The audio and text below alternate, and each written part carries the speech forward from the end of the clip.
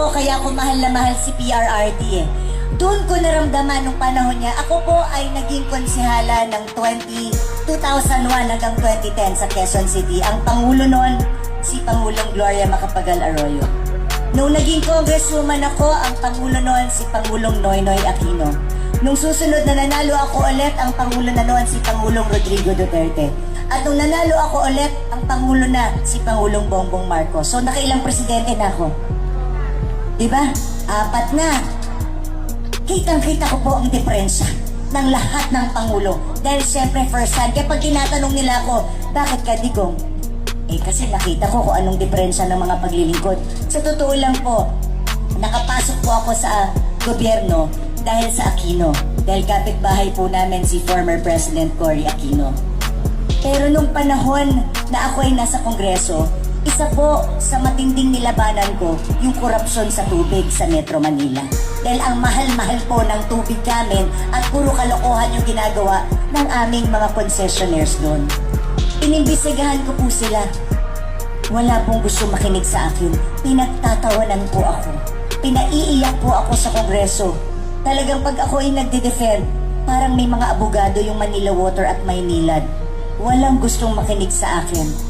Lumipas ang 10 taon, naging presidente sa Pangulong Duterte. Pinakita ko sa kanya yung investigasyon ko sa tubig. Alam niyo po kung ano ginawa niya? Ayun, pinatawag yung dalawa at sinabing mga siraulo kayo, hindi ko babayaran yung arbitration sa Singapore. At mula ngayon, kayo ay magiging franchise na. Hindi niyo pwedeng abusuhin ang mga consumers ng ating bayan.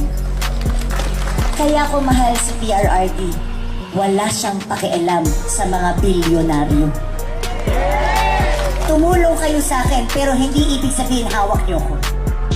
Yun ang pinakamaganda. Hindi binibenta ang bansa sa iilang mayayaman dito sa ating bayan.